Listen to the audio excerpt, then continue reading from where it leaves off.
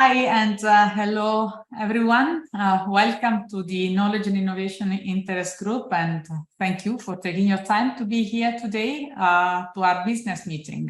So this is the last of a long series of business meetings before the annual conference. Really thank you. In Europe it is also Friday afternoon, so this is really very appreciated from those who resisted until this hour of the afternoon. So let me just introduce who we are. So my name is Miriam, and I'm the chairperson of this IG.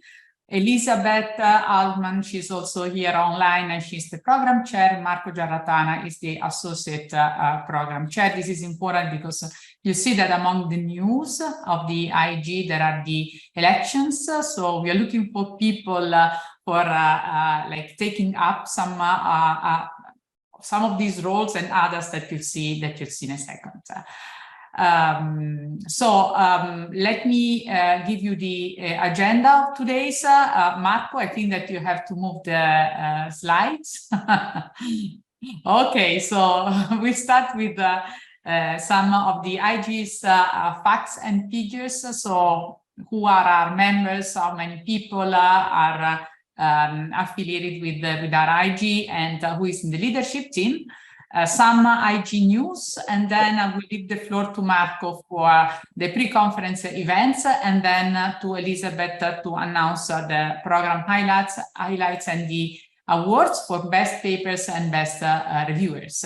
And then, of course, we'll have some time for questions, and we all together discuss about the answers, possible answers.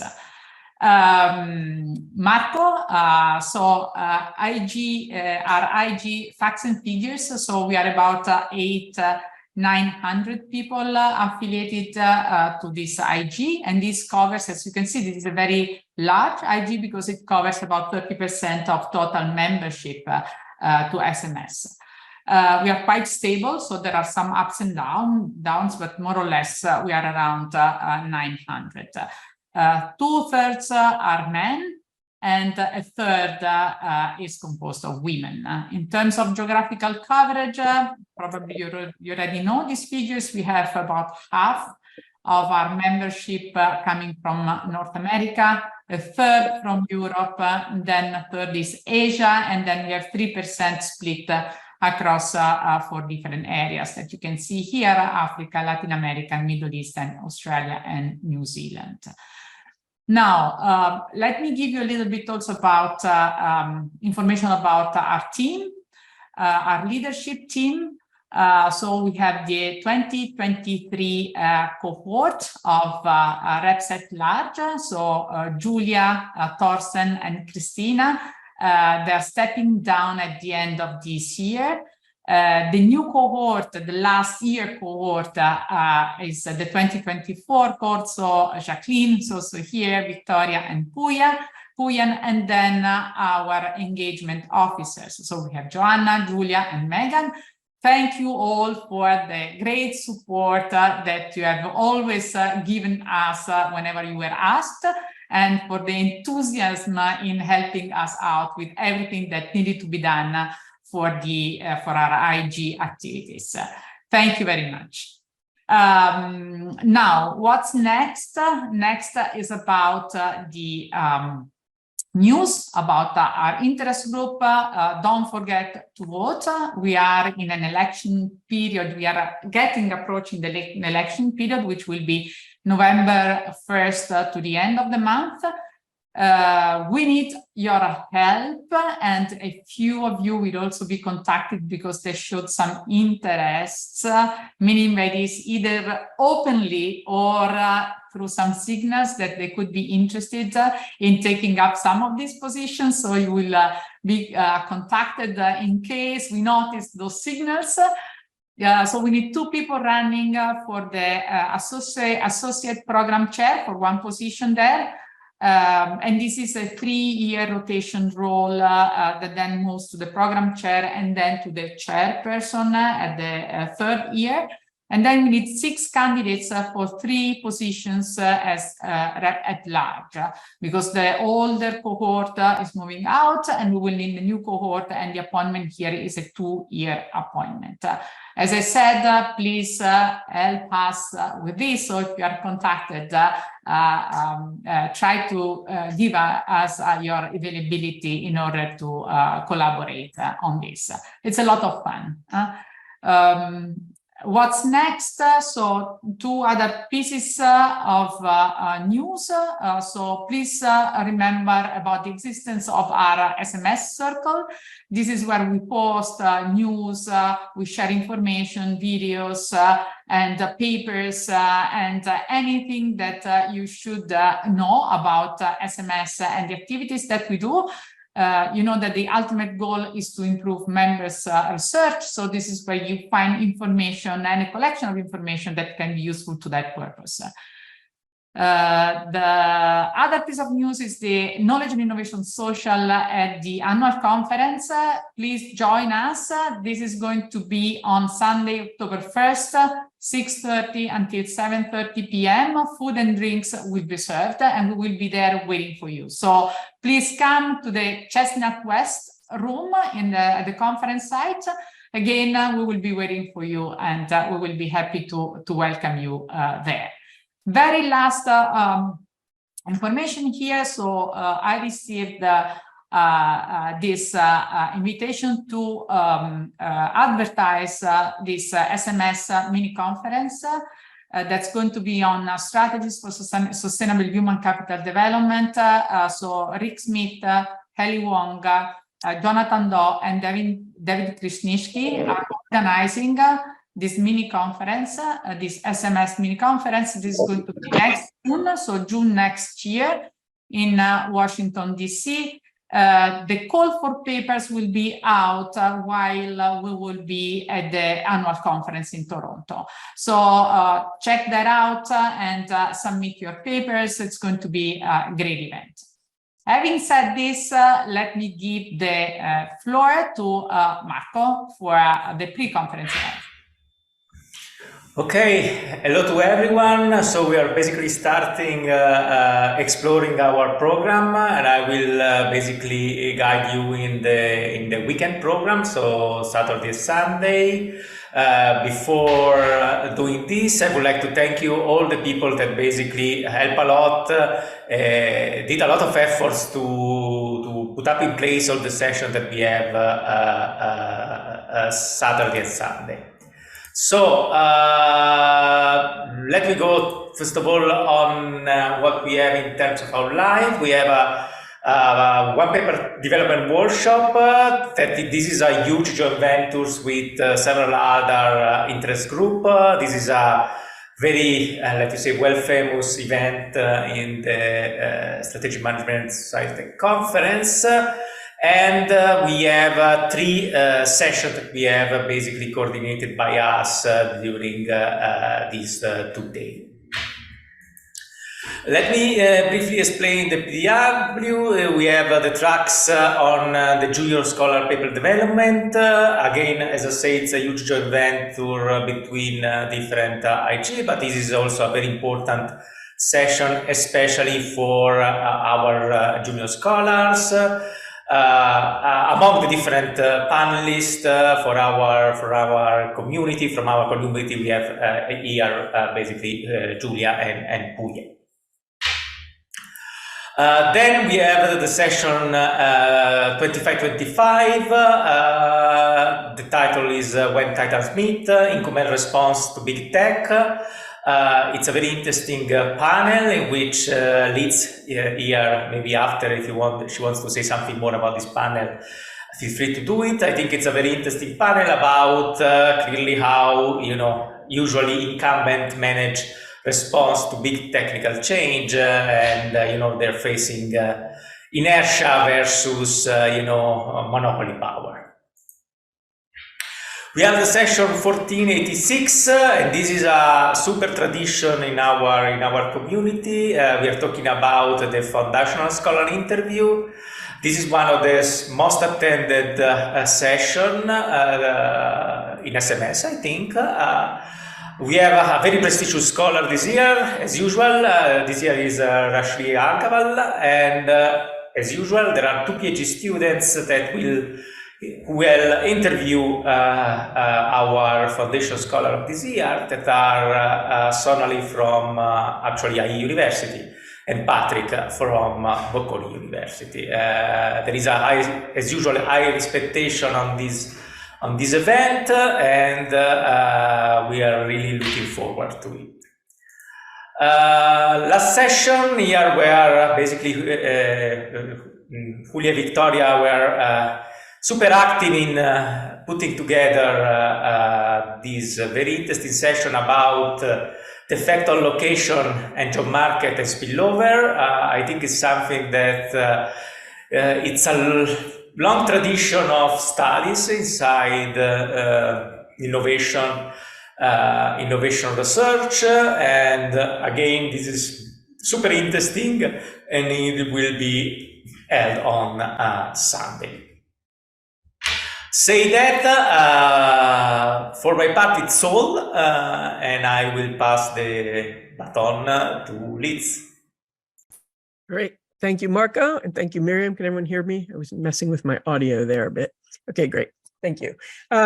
So before I'm going to go through the program highlights, and we have an amazing program this year, thanks to all of you and all our viewers and all our submitters.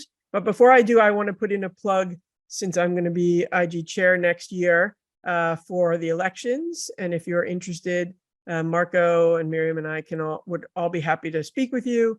And I was just thinking, Marco just mentioned the Foundational Scholar interview. The first year, if you're in the associate program chair role, one of the big things that you get to be involved in is the Foundational Scholar interview, which is super fun, and getting to choose who we honor. And doing what Marco just did, arranging all of those sessions. Then the second year you do what you're about to see me present, which is the entire track program for us. And then I don't know yet what you do in the third year, but Miriam can tell us. I think you kind of oversee everything. Is that correct? You have fun on the third year. Third year, you finally earn the right to elections. So you organize the elections because you are scaring people here. So it's not a lot of work. No, it's not a lot of work. So I was trying to show you that it's actually fun, and you get to see what goes on behind the scenes. And I have a whole new appreciation for SMS and kind of how it works, and for the community that we operate in, which is quite amazing, because it's amazing how people rally. So Marco, if you can go to the next one. Yes. So, and you can probably just click through these. I'm okay with that. So, right. So you'll see our IG, we had the second most submissions. We had 173 proposals, up from 141 last year. So maybe at some point we can get to 200. All SMS submissions, for all SMS, we had 1441 submissions with an extra comma there. Actually not. Anyway, so we had over 10% of the total. So it's a big interest group. We had 135 reviewers who completed their reports, which was amazing. And that's the third most at SMS. And that's out of 22 tracks that had reviewers. So it is a large job to kind of get all of these reviewers, but the systems are quite good and people are honored generally and happy to review. So it was great to do that. We ended up with 23 sessions, 13 paper, 7 common ground, 3 IG&C, and 1 paper development workshop. And those bottom 4 you just heard about. And so I'll talk a little bit about the 13 paper and 7 common ground. So you can go to the next. So these are the sessions. You get to make up names for sessions. That's another great activity you get to do. So basically, though, what's amazing is if you look across all of these, the broad base that we cover in this interest group, right? So we have everything from AI and autonomous vehicles to human capital to scientific research, patents, geography, pretty much anything around innovation, knowledge, obviously. But that touches all kinds of work, which you all know. So it was really interesting to get to see all these proposals and then figure out how to group them and think about kind of how this should all fit together. So I think we ended up with a really nice program. It came together relatively quickly and easily, frankly, because we have such a broad group of proposals and such great scholars involved. Any questions on any of these sessions? Just put down. So Elizabeth, I do have a question. So that means that we had at least 3 or 4 papers on the autonomous vehicles and innovation, which is yes. So what we did, yes. So some people were using autonomous vehicles as their context, but yes, we did. And what's interesting, and I actually just published a paper involved with AI and autonomous vehicles, so I was super excited to see them. So maybe they could have fit in their own, in separate categories, just using it as a context, but I think it's an important empirical setting for us and a way to think about it. So I made them their own session. Any other questions about any of these? And you'll see, I mean, we also have kind of good old explore, exploit, and organizational learning, and kind of our hardcore basic. So I think it's a really nice mix of, you know, fundamental and newer phenomena. Questions? Okay, now let's get to the awards. So the other job of the, I guess, assistant program chair, associate program, whatever my program chair, whatever my role was this year, was to pick the awards. And so for outstanding reviewer awards, we can just click through them. Marco, oh yes, many thanks to all. Next. 135 reviewers. So Philip Lestan for our first one. These are not in any particular order. Yara Hamdan, Oliver Alexi. I don't know if any of these people are here, probably not. Natalie Burford, sorry. Mauricio Gali Gelalate, Andrea Coley, Asen Valavi, and Jisoo Park. I think that's probably the last one. The next one? Yes. Okay.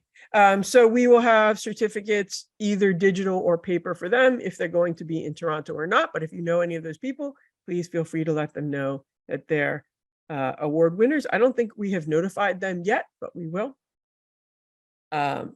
Okay, so for Best Paper Award, Knowledge and Innovation, Interest Group, drum roll please. Next, and again, this is out of 173 proposals. Governance and of knowledge, sourcing in online communities by the role of gatekeepers, by Tang and Wang. And again, I don't think they're here, but that's great. And I think there was like a little applause button, Marco, if you want to hit it. Anyway, okay, no more applause. Best Doctoral Student Paper Award for our interest group. You can go to the next one. Unintended consequences of demand for innovation, evidence from electric vehicle technologies. So this is an example of one of those AV papers. I'm sure it's in that group. And that was that. And then next, congratulations to all. That's supposed to be audio, but I guess maybe the share screen doesn't have audio, but you can imagine that there's an audio clapping going on. Okay, next. Now, thanks to our outgoing officers. I know over the years, some have done a little more than others, but we've appreciated everybody being involved. And often we are, you know, we don't even have opportunity sometimes to ask everybody. So what is the next slide, please, Marco? So our reps at large, Thorsten, Christina, and Julia, we really appreciate all of your work for the interest group. And then next, a final giant thank you to Miriam, who over 3 years has done amazing work and supported us. And we expect to see her continued active involvement in SMS, in the interest group, and onward. And I think that's all we have. What's the next one? No. Okay. So those were our, I didn't add the final slide, Miriam, that we had talked about. I think we can just talk through it if we want to. But I guess, first of all, any questions about the program? I guess now that you all have seen this, I'm writing this down. I would ask that you all kind of be our ambassadors, right? And make sure that you know a little bit about our program. And when you talk to people and they say, oh, I don't know what sessions I'm going to or where I'm going to go next, advertising our sessions would be great, because the more people we have, the richer the conversation. So I guess my only ask for this crew at this point is to be great advocates for all of our sessions. And any questions about any of that? And then if not, I think what we're going to do is open up the floor for questions about the interest group in general. And basically, I guess I'll start with asking a specific question, which is, and point out, we have recognized that the SMS registration is expensive and travel is expensive. And I've had a bunch of people send me notes, including some of our officers who can't be at the SMS conference because of budget constraints. This has always been an issue, but it seems to be becoming a little bit more of an issue. And so I guess my question is, A, any thoughts on that? Do you see that becoming more of an issue? And B, are there other things the interest group can do around the conference and or other events or other activities that you would look for during the year?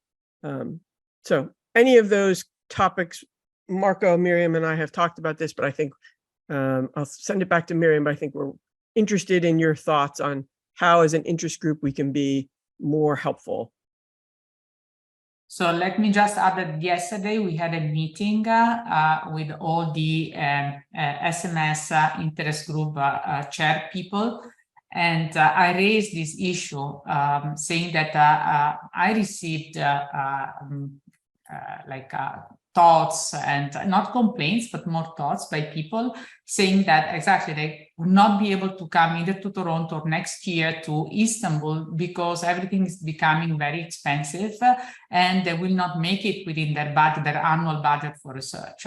So I asked whether there was evidence at the SMS level about what was the trend in terms of our members attending conferences in different places, and whether there were also trends in terms of inclusion of people from different geographies, different institutions, whether there were data available that we could check whether this was in the data a problem or not. And basically, they said that, so the leadership team of SMS, they said that they looked at the data and that it seems that at least from what they have available, there's not such an issue in the sense that it doesn't show up in the data. So we're just asking whether you feel it yourself, so whether you have whether you have experience with this issue, directly or indirectly because of other people from your own institution, for instance, telling you that they cannot attend because they cannot make it out of their budget, or if they're paying with money from their own pocket, basically.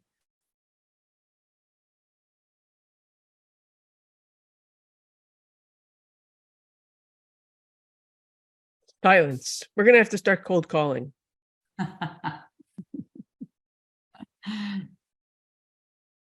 Can say something about this because I'm one of those reps at large that is not coming to the conference. So I would like to be a discussant. I would like to be in Toronto and do my job, but the problem is I can't. So you have to make a decision. It wasn't an issue during COVID. So therefore I'm surprised where the data comes from, because during COVID, you couldn't travel much. So the research budget was always enough. Now you have more opportunities. And with inflation, I mean, also all the hotel expenses and stuff is gone up, and it just becomes really difficult as someone from Europe to do two major conferences in the US, and that's an issue. And I mean, I asked already last year if there is some support for the IG members, so that to make sure that everyone can go to the conference, because, for example, we had then the problem that we needed to recruit outside discussants, so not directly involved with the IG, so that they can then discuss these people. And I think, I mean, that should be our job, and I would be happy to do that, but I also have some financial constraints, so that was the issue for me.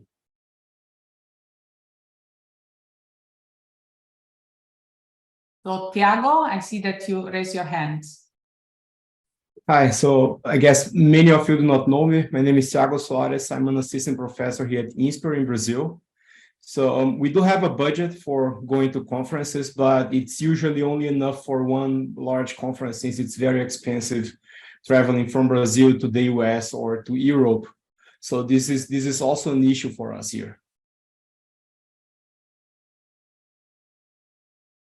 Thank you, Thiago. So I guess one question I would have then is thoughts on to what extent are people interested in virtual SMS activities? Say is there a reason, not that we need more things to work on, but, I'm wondering as an interest group if we should be doing anything kind of in between conferences, right? Should we have any type of a virtual seminar or anything like that? Have we done that before? Miriam? Because I know, like, for example, I run a conference at our university. It's a women's leadership conference. It's in June. We try to do something sometime around January or February that's online and free and easy. And we get a good speaker and it's not too heavy a lift. And it also just keeps people engaged throughout the year as opposed to just once a year. So yes, we used to organize something, but again, it is very hard to pull people together because during the year people are busy. So either there are other workshops, conferences, their own seminars, internal activities, surveys, and so on and so forth. So it's hard, right? To have volunteers to organize things. So unless that you directly ask group of people who are working on a specific research issue or topic, and they're connected to each other, then you say you just empower them and tell them, look, this is what I think would be useful to do, but it needs some effort in order to get organized. So yes, but we used to do that in the past, like one event per year. Right, and Giovanni is also here, so he was stepped down last year as a chair of the IG, so he can witness that it used to happen, right? And I think we thought it would be useful to do it in particular for doctoral students who are more cash constrained than others, right?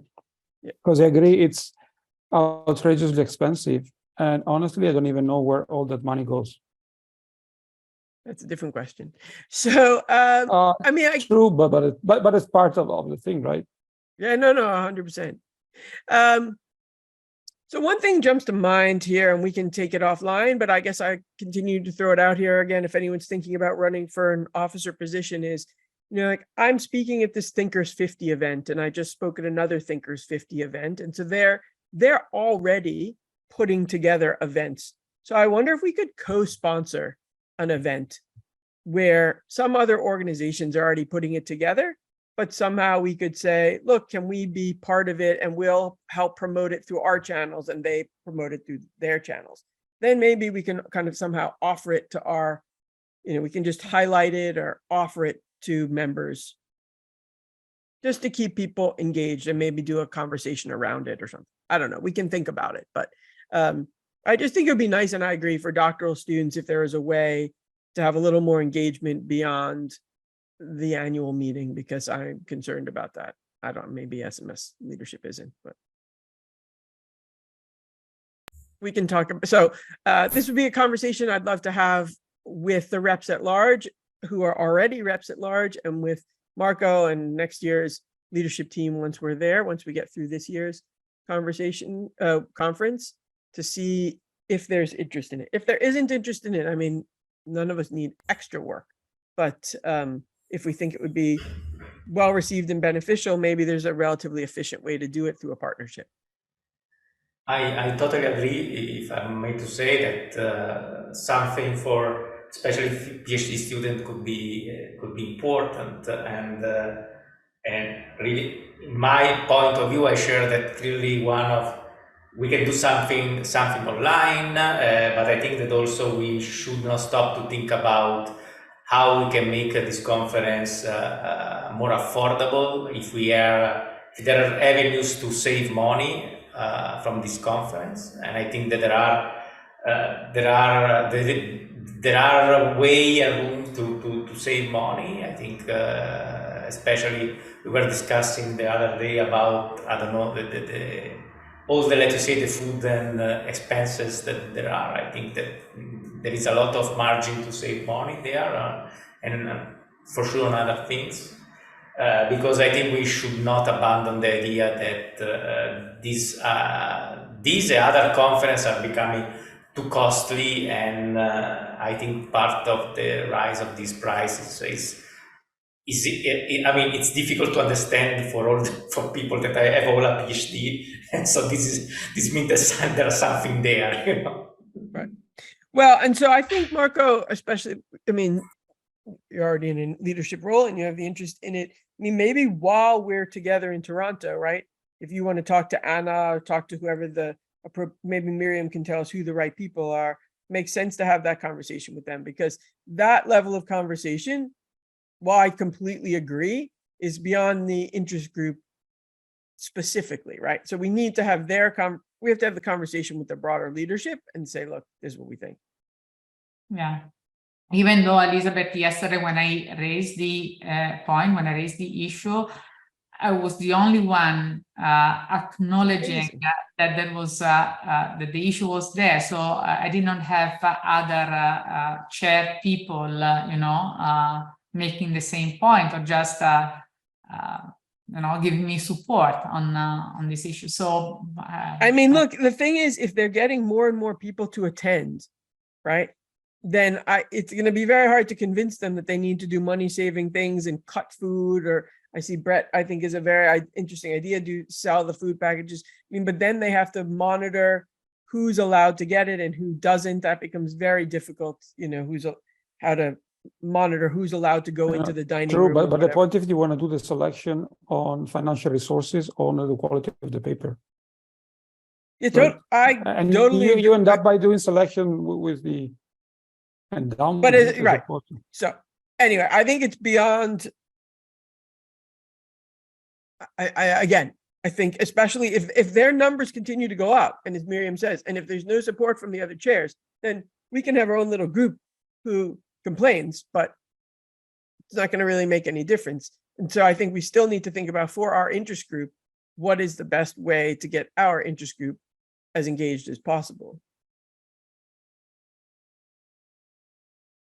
So maybe also running a survey or something that, provides evidence that people feel that, because you can pay. So Liz, you told us that you paid out of your own money, right, in order to come to Toronto. So people might come because they use their own money instead of using their research budget. So you can see the numbers going up, right, because it's the market. People think that they should be there, and they invest their own money in order to be there. So you see the numbers going up, but you don't know who is excluded first, and what is the effect in the long term, in terms of the quality of the papers, in terms of the groups that do not come. So that is. Yeah, and there's a whole, and I think everyone's completely right? There's this inclusivity problem, right?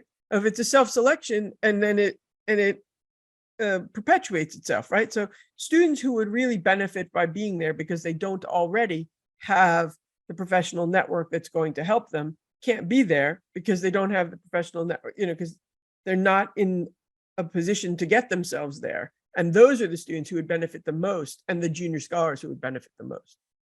It's an interesting question. And I guess the other question we could ask them is, right, to what extent scholarships can be made available and things like that. Yeah. Okay. Anything that we should, but Miriam, I'll turn it back to you. Anything we need to continue to accomplish here? No, I think that we are all good, all set. So we have a little budget as an IG to organize any other social activity than those that are already included in the conference. So like the IG social that we'll have on Sunday is already included. But in case you are in Toronto and you think of something and you want to get in touch through email or anything, and then we self-organize while we are there, you should know that we have a little budget. We did not do anything planned in advance because we've seen that the program runs 8 in the morning until 8 at night. So we did not want to force people to wake up at 6 in the morning because we proposed, you know, a walk in the music gardens or other places in Toronto.